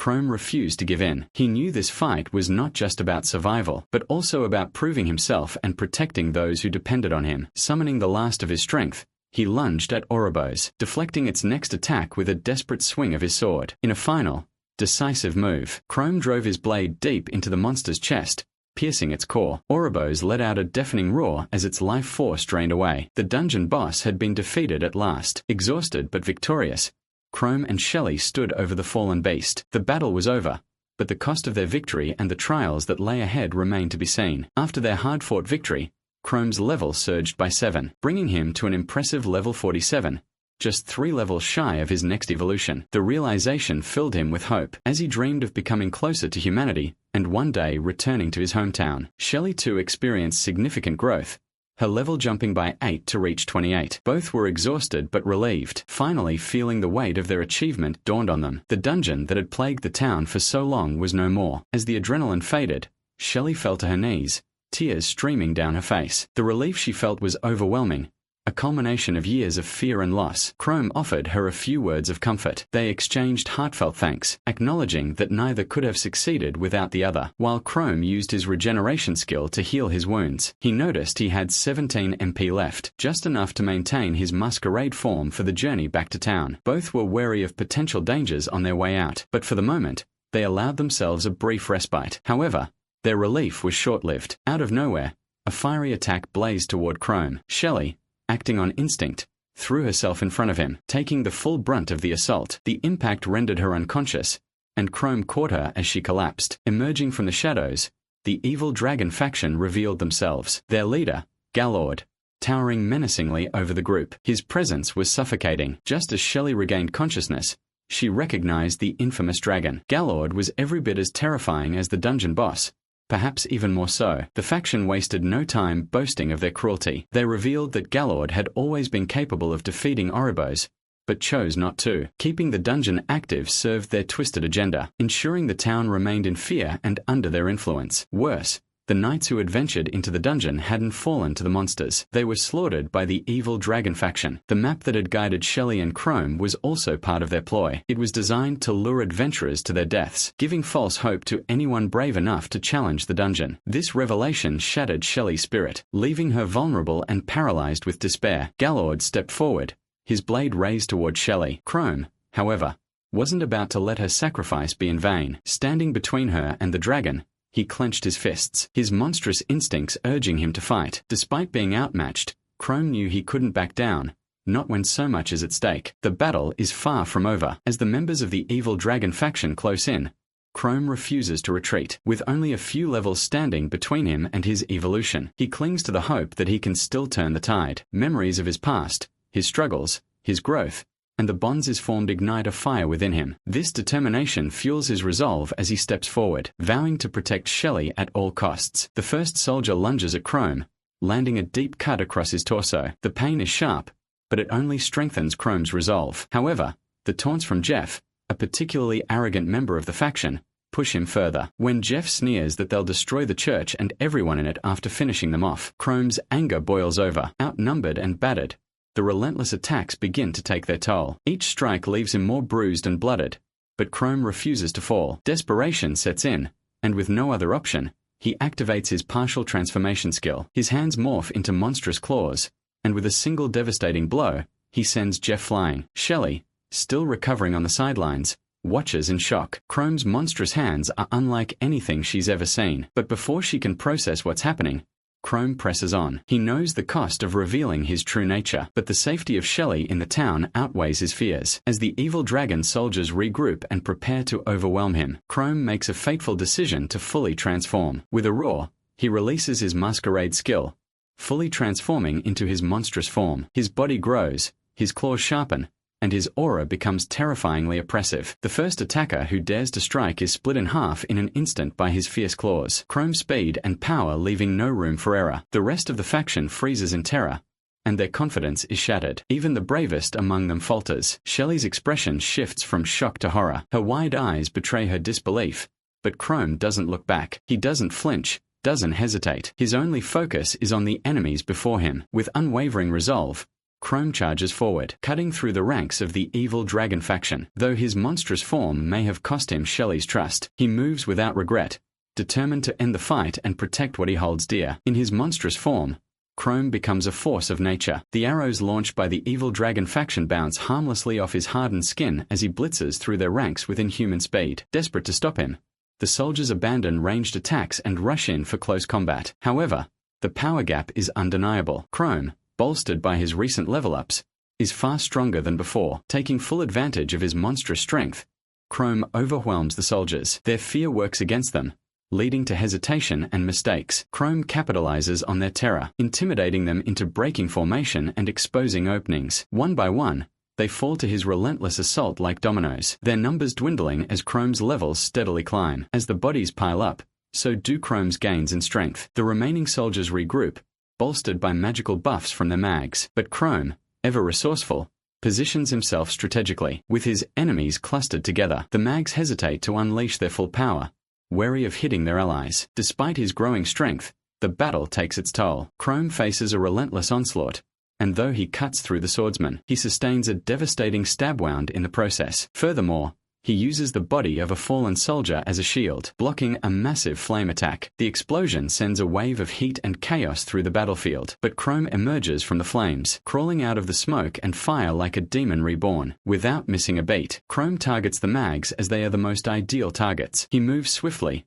cutting down one of them with a brutal sword slash. The remaining mags scramble to defend themselves, but their efforts are futile against Chrome's relentless advance. Finally, Chrome finds himself face to face with Gallord, the strongest of the evil dragon faction. Gallord's towering presence and aura of menace are enough to make even seasoned warriors falter. But Chrome doesn't waver. He has fought too hard, bled too much, and come too far to back down now. At level 49, Chrome is just a step away from his next evolution. He can feel the power coursing through him, the promise of transformation lingering just out of reach. This evolution could be the key to turning the tide against Gallord and securing victory. With determination burning in his monstrous eyes, Chrome braces himself for the fight of his life. As the two monsters squared off, Gallord wasted no time launching a ferocious attack. Chrome narrowly dodged the powerful chop. The sheer force of the blew him away. Gallord, at level 50, had a clear advantage over Chrome, both in strength and experience. Realizing he couldn't overpower Gallord directly, Chrome focused on neutralizing the axe, a weapon that tipped the scales heavily in Gallord's favor. Using his last bit of mana for regeneration, Chrome baited Gallord into a strike. Timing it perfectly,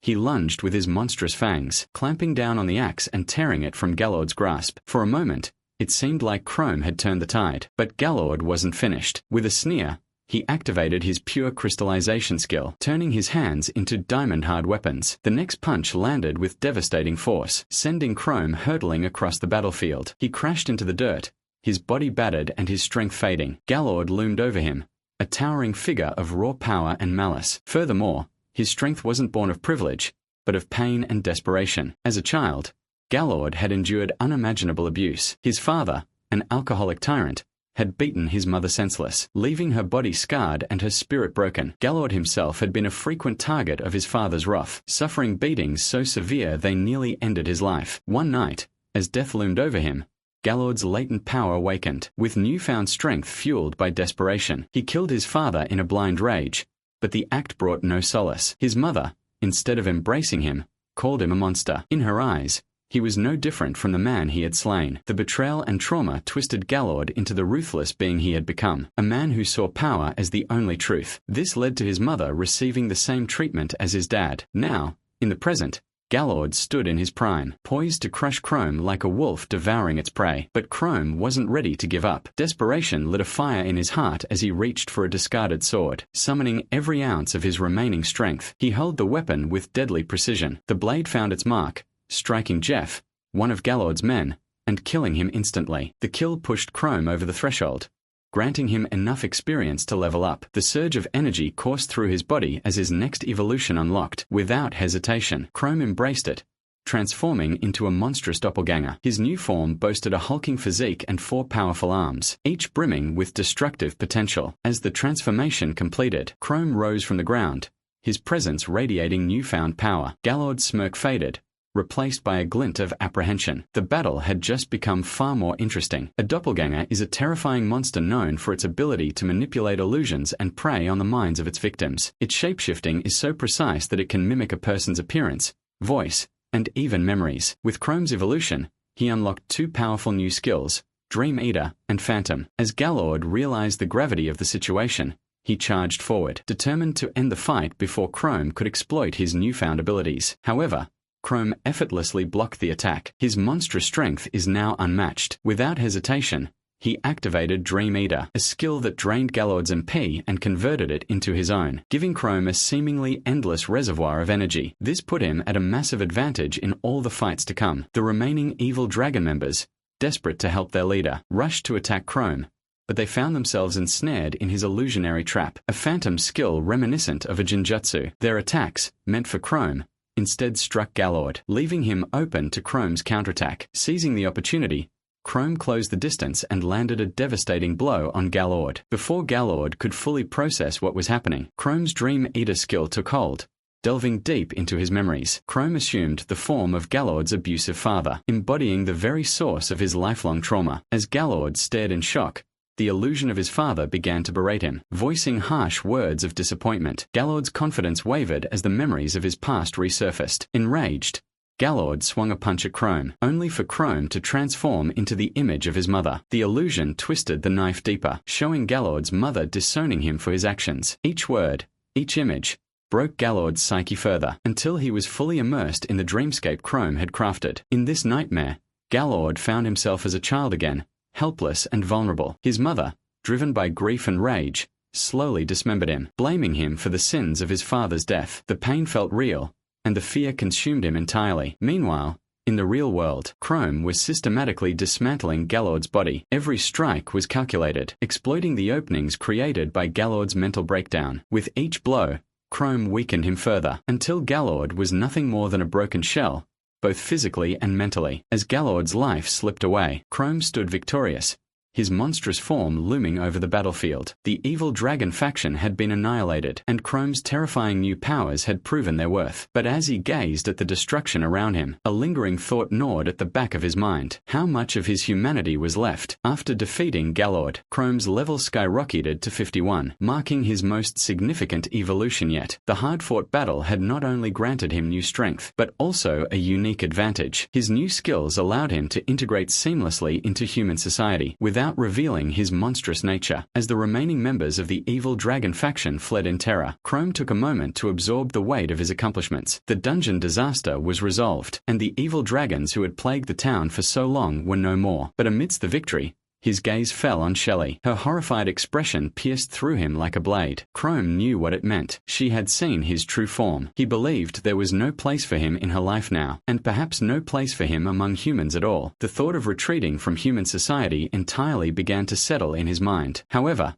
Shelley, despite her injuries and fear, surprised him. She mustered her strength, stood up, and walked toward him. Without hesitation, she wrapped her arms around him in a heartfelt embrace. She admitted that she was scared, but she couldn't bear to embrace Chrome as he looked so lonely. Her words stunned Chrome. Moreover, she added that Chrome is a good person. Furthermore, he came to this dungeon alone, so nobody else would have to face the danger. She vowed to stay by his side no matter what. Before she could finish, her body gave out from exhaustion, and she fainted in his arms. Chrome's thoughts raced as he held her. He considered using Dream Eater to erase her memories of him. She was so pure, so innocent.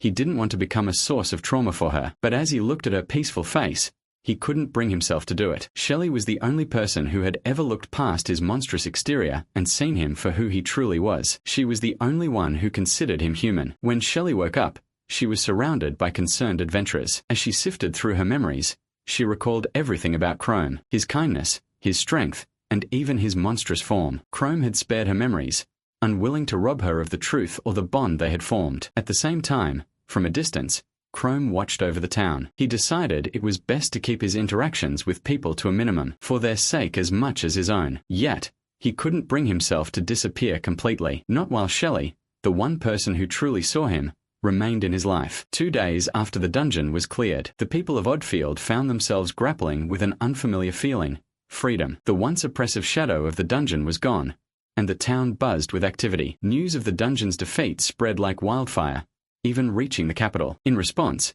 the royal court dispatched a feudal lord to oversee Oddfield's development and ensure its newfound prosperity. Shelley, meanwhile, was hailed as a hero. Songs were sung in her name, and the townsfolk showered her with praise. However, she quickly corrected the narrative, explaining that she had been hard carried by someone else, a mysterious figure who had done the heavy lifting. Despite her insistence, no one knew the identity of her savior, leaving the town's gratitude squarely on her shoulders. The dungeon's defeat brought many blessings. Oddfield no longer had to fear the monsters lurking nearby, and the remnants of the evil dragon faction had fled the town entirely. Life was beginning to feel normal again. As Shelley wandered through the guild, her thoughts drifted to Chrome. She wondered where he had gone. Her eyes caught a hooded figure sitting at a table in the local pub, right next to a wanted poster of Chrome. Heart racing, she rushed over, only to find it was a random stranger. Disappointed, she shared her thoughts, saying that the person reminded him of someone important to her. Unbeknownst to her, the hooded figure leaving the pub was Chrome himself. Using his phantom skill, he altered his appearance, hiding his true identity. Her words struck a chord deep within him, giving him the resolve to keep moving forward. Chrome silently said his goodbyes to the town and to Shelley. This adventure had not only made him stronger, but also reminded him of his humanity, something he thought he had lost long ago. With renewed determination, Chrome set his sights on his hometown, Rockthat. He had avoided it for a long time, but now, with his evolved powers and the courage he'd gained from Shelley's acceptance, he was ready to confront his past and reunite with his sister, Calmia. His new evolution, which doubled his MP and allowed him to stay in human form indefinitely, paired with Dream Eater and Phantom, meant he could blend into society without fear of discovery. Meanwhile, in the shadows, a new threat was brewing. A mysterious figure met with the newly arrived feudal lord, claiming to control dungeon disasters and wield the power of monsters. This man, a member of the infamous Claws of Devon, an ancient research and alchemy group, revealed that his organization had spent centuries perfecting the art of harnessing dungeon energy. Now they could manipulate dungeons at will. The feudal lord, intrigued by the possibilities, asked whether this power could be used against the royal family. The alchemist assured him that with his help, the lord could reshape the kingdom and leave an indelible mark on history. The lord, impressed by the alchemist's ambition, called him the devil. Furthermore, the alchemist explained that harnessing dungeon power required several conditions, including an abundance of unclean mana. To prove his capabilities, he proposed a demonstration, creating a dungeon disaster in Rockthat. Rockthat, a prosperous trade hub, was the perfect target. If a dungeon calamity struck there, all trade would be diverted to the neighboring town of Hadwin, which was conveniently under the lord's control. The plan promised both wealth and power for the feudal lord. As the countdown to disaster began, Crom unknowingly moved closer to his greatest challenge yet. Would he reach Rockthat in time to prevent the calamity? Or would this be the moment he rose as the hero of the town? The clock was ticking, and the stakes had never been higher. Crom continues his journey toward Rockthat, cutting through hordes of high-leveled monsters with ease. Despite their strength,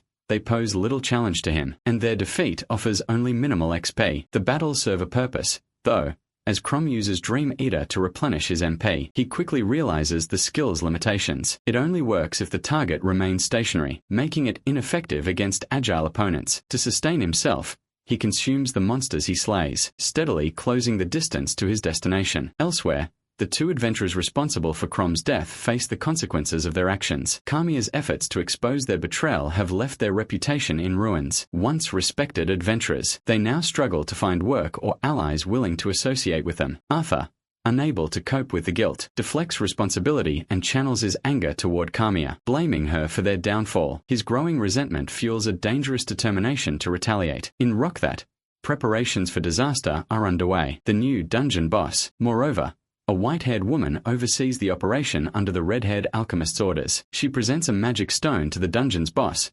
subduing it with fear. The artifact's power forces the creature into compliance, solidifying their control over the dungeon. The alchemists plan to unleash chaos in Rockthat nears completion, with fear as their weapon and destruction as their goal. As Crom reaches the outskirts of Rockthat, the air grows heavy with unease. Each step brings him closer to the confrontation he has long awaited. The stakes are higher than ever, and the battle for Rockthat looms on the horizon. Upon reaching Rockthat, Crom meticulously considers every potential scenario that could lead to trouble, and devises countermeasures for them. Confident in his skills and efficient use of MP, he determines that he is prepared for whatever challenges may arise. Meanwhile, Kamiya is deeply engrossed in training her ice magic. Her focus is on achieving precision and accuracy, pushing herself to her limits. Watching her through the window, Crom feels a mix of pride and concern, noting that she is once again overworking herself. When she finishes her training, Crom hesitates to approach, still unable to summon the courage to face her. As Kamiya picks up the dagger Crom had left her, she becomes visibly emotional. Holding the blade close, she silently vows to save her brother no matter the cost. Hearing this is all Crom needs to break through his hesitation. He bursts through the window, catching Kamiya by surprise. Her joy at seeing him quickly turns to anger as she scolds him for making her worry. However, when Crom admits his mistake, her frustration melts away, and she collapses into tears, overwhelmed by relief. They sit together and discuss his situation. Crom avoids mentioning the details of his death, instead focusing on his current mission. He explains that he will need to leave again soon, driven by his responsibility to protect her and honor their parents' memory. Resolving to shield Kamiya from danger, he silently vows to return after his next evolution, stronger than ever, to bring the monsters to their knees. After leaving the house, Crom activates his illusion skill, rendering himself invisible. As he moves through the town, he unexpectedly bumps into Arthur. The encounter surprises them both, neither anticipating the meeting. On the other hand, the guard tower at the outskirts of Rockthat detects a massive mana signal on their sensor,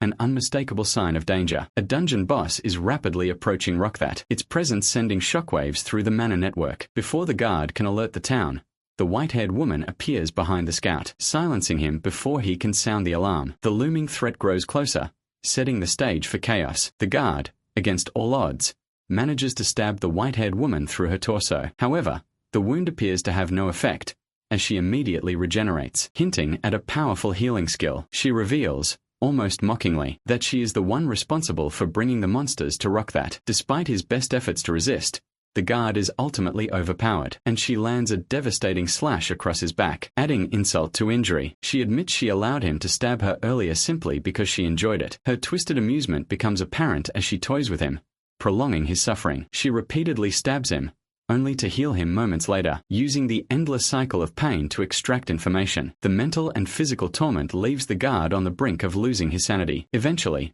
growing bored, the white-haired woman abandons him, leaving him broken as she moves on to execute her plans elsewhere. Meanwhile, Crom finds himself face-to-face with Arthur, an encounter long in the making. Arthur, visibly shaken, struggles to process the situation. Crom's appearance is a stark contrast to the man Arthur once knew, stronger, darker, and exuding an air of otherworldly power. The weight of guilt and sleepless nights is evident on Arthur's face. He looks almost like a living ghost. As the tension mounts, Arthur's desperation takes hold. Convinced that Crom's return is a manifestation of his sins, he calls Crom a monster, his voice trembling with fear and anger. Drawing his sword, Arthur lunges at Crom, determined to destroy the ghost that has been haunting him. The clash between the two is inevitable, with unresolved emotions fueling the confrontation. It doesn't take much for Crom to recognize that Arthur's sanity has crumbled, and seeing Crom alive has pushed him over the edge. While dodging Arthur's erratic attacks, Crom analyzes the situation, searching for a way to neutralize the conflict without causing unnecessary harm. Using the back of his sword, Crom delivers a calculated push,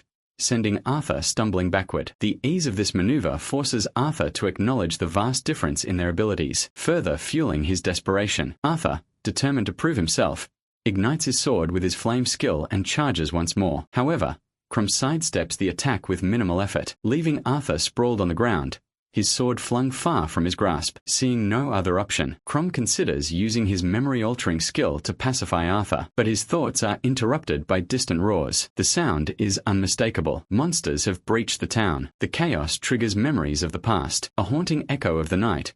Crom lost his parents to a similar siege. Determined not to let history repeat itself, he steels his resolve. Amid the growing tension, Crom and Arthur encounter the white-haired woman responsible for the attack. Arthur, desperate and oblivious to her true nature, pleads for her assistance. Crom's instincts scream otherwise and he warns Arthur, but the damage is already done. With a chilling smile, the woman reveals her true intentions. In one swift motion, she stabs Arthur through the back, mirroring the fate of the scout from earlier. Her confession is as twisted as her actions. She orchestrated the attack and wanted full credit for the destruction. As she moves to finish Arthur off, Crom intervenes, blocking her strike and forcing her to engage. The two lock swords, the clash reverberating with the weight of their power. Crom, fueled by rage and determination, squares off against the woman in a battle where only one can emerge victorious. As Crom clashes swords with the white-haired criminal, Arthur lies on the ground, his mind spiraling. He can't comprehend why Crom, the very person he betrayed, would save him. Yet, instead of gratitude, Arthur succumbs to fear, begging for his life. His fragmented mind reveals a man broken beyond repair, a shadow of who he once was. Meanwhile, Crom quickly assesses his opponent, realizing she surpasses even Galore in strength and skill, making her his most formidable adversary yet. Despite the overwhelming challenge, Crom finds an opening and lands a few precise strikes. To his dismay, she heals instantly, wielding a skill eerily similar to his own. Time weighs heavily on Crom as he becomes aware of the chaos unfolding in the town. Every second spent fighting her means more lives lost to the dungeon boss. Determining that Phantom is ineffective against someone devoid of fear, Crom opts for a different approach. He decides to use Soul Eater, aiming to delve into her mind and uncover her weaknesses. The battle takes a sharp turn when she delivers a brutal slash, disarming Crom and sending his sword flying. Yet, this apparent setback is part of his plan. In an instant, he activates his partial transformation, slashing her with his claws while simultaneously initiating Soul Eater. As Crom enters her mind,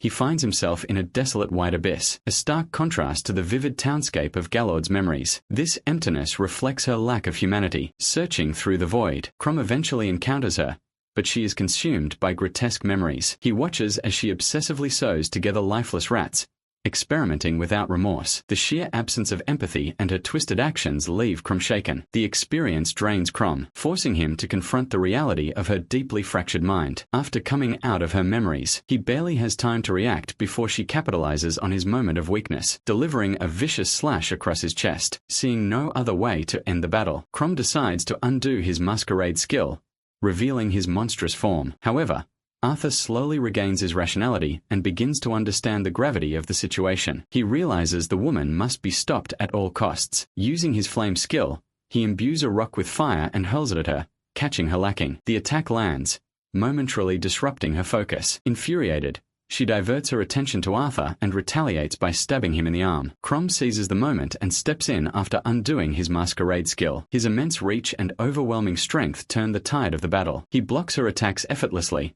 forcing her to retreat. The woman quickly recognizes the danger. Not only did she recognize that the monster was none other than Chom, but he was a force to be reckoned with. Chom, with the intelligence of a human and the body of a monster, is a lethal combination. Desperate, she activates her ace skill, Immortal Demon. This ability allows her to heal almost any wound while enhancing her strength exponentially. However, the cost is severe. It consumes her lifespan with each passing second. Seems like she is finally going all out as Chom is much stronger than she had anticipated. However, even with this boost, she finds herself outmatched. Chom's monstrous strength and precision make her attacks futile. When she lunges with her scythe, Chom catches the weapon with his hardened skin, rendering it ineffective. Moreover, he retaliates with a devastating slash, though her healing negates the damage instantly. Furthermore, Chom hurls a scythe back at her, stabbing her in the chest. Not only that, he uses the opportunity to close the distance between them. Before she can react, Chom delivers a crushing punch at point-blank range,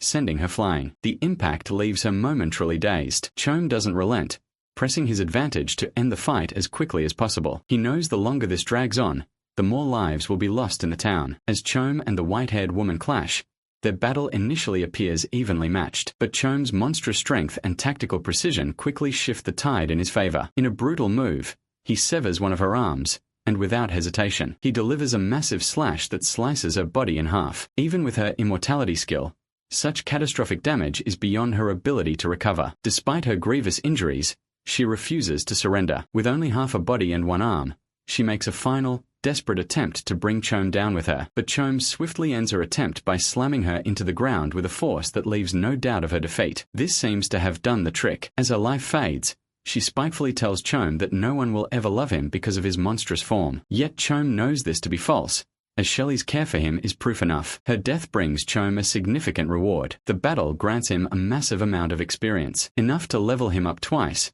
bringing him to level 53. However, his task is not yet complete. Arthur, having witnessed Chom's monstrous form, poses a potential risk. Chom knows he cannot leave things as they are. Using his Soul Eater skill, Chom delves into Arthur's memories. Without hesitation, he begins altering them, carefully erasing every detail related to himself. He removes all traces of their encounters, from their first meeting to the present moment. Chom reshapes Arthur's memories to give him a chance at regaining his sanity, free from the burden of guilt that had consumed him. Though Chom's edits erase the specifics, Arthur is left with a lingering sense of guilt, a shadow of the pain he once carried, similar to a phantom pain. Even without knowing why, Arthur apologizes profusely, his subconscious torment refusing to fully dissipate. Chom observes this but feels no regret. Arthur's actions, while driven by desperation, had caused irreversible harm. Now, Chom ensures Arthur has a chance to move on, handing him over to a passing adventurer before departing. With Arthur's chapter behind him,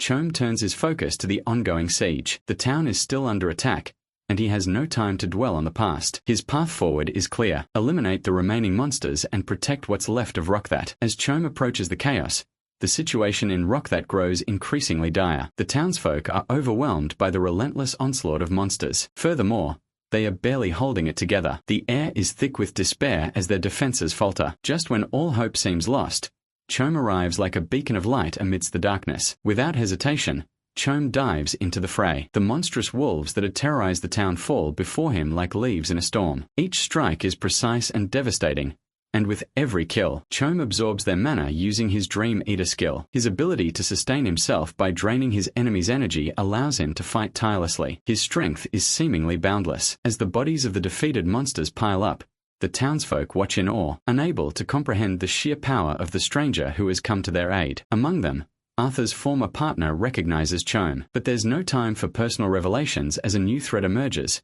the dungeon boss. The towering Fenrir, a monstrous wolf of level 46, steps into view. Its presence alone is enough to send chills through the townsfolk. Chom, however, remains unfazed. He calmly advises everyone to stay out of his way, explaining that their involvement would only hinder him. Though stunned by his boldness, they obey, retreating to safety. This battle is personal for Chom. 10 years ago, he had been powerless to protect his family from monsters like these. But now, with his newfound strength, he is determined to rewrite the past by saving his hometown. The clash begins, and Chom wastes no time. The Fenrir, though powerful, pales in comparison to the foes Chom has faced before. This time, he is no longer the helpless child of a decade ago. He is a force to be reckoned with. The townsfolk watch in, or as Chom takes on the dungeon boss alone. Each clash sends shockwaves through the battlefield, and it doesn't take long for the boss to realize it's outmatched. Sensing its impending doom, the Fenrir attempts to book it towards the exit. However, it has already fallen into Chom's phantom domain expansion. The sheer weight of fear paralyzes the creature as if it was shackled by invisible chains. Seizing the opportunity,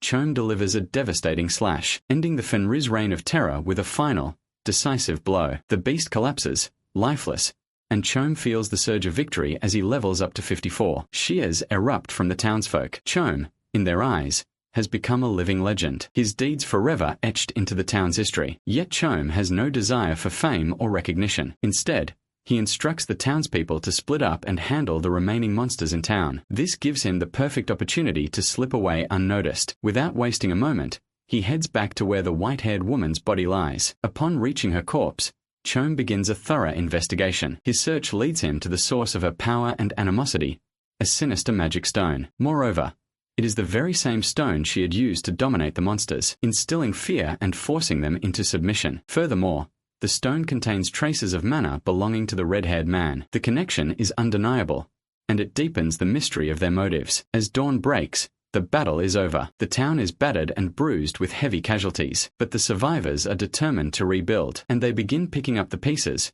driven by a newfound sense of hope. Meanwhile, the tale of Chom's heroism spreads like wildfire. Whispers of his strength and bravery reach every corner of the town, igniting admiration and gratitude. Among those who hear the story is Kalmia. Realizing that the hero who saved them was none other than Chom, she feels a sense of pride and relief. Her brother has finally become strong enough to protect them all, just as he had always vowed. Back in the capital, the situation is growing increasingly dire. The sudden appearance of a dungeon boss outside of Rockthat has left the authorities scrambling for answers. Not only was it an unexpected event, but the boss had massacred everyone in the watchtower, leaving the town vulnerable. The higher-ups quickly narrow it down to the red-haired man, and the situation takes a darker turn when they link it to a religious aspect, an unsettling revelation for many, especially Myra. As the meeting concludes, Myra approaches the captain, seeking clarity. The captain, taking a deep breath, begins to explain. The red-haired man is no stranger to them. He's been linked to numerous mysterious events over the years. In fact,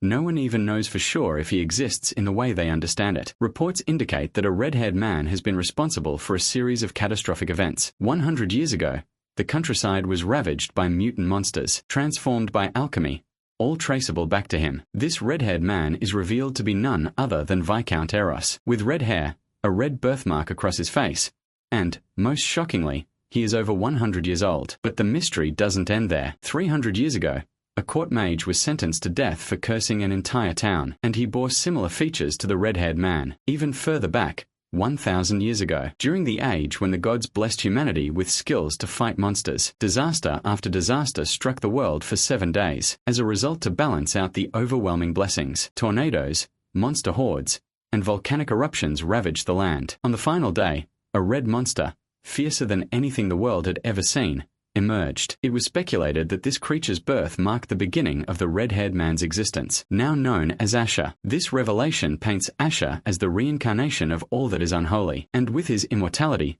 he has lived for over 1,000 years. His existence is a curse upon the world, and the realization of this makes him an even more terrifying figure. Meanwhile, Asher himself is furious. He had relied on Garrett, the white-haired woman, as one of his most powerful soldiers, a backup plan for the backup plan. Yet someone had managed to take her down, despite her immortality skill and high level. The bigger problem lies in the crystal she carried, containing Asher's blood. With it, they could trace him down and bring the full force of the country against him, a risk he cannot afford. In a moment of reflection, Asher thanks Count Mistu for supporting his research, but also warns that there is someone he needs to deal with, the person who killed Garrett and could potentially ruin all of his plans. This person is none other than Crom, the one who holds the crystal with Asher's blood. Asher realizes that if he doesn't act quickly, Crom could bring his entire operation to ruin. With this, the stage is set for a dangerous game of cat and mouse. Will Crom be able to trace the crystal back to Asher, or will Asher get to him first and finish what he started? Only time will tell. One thing is certain though,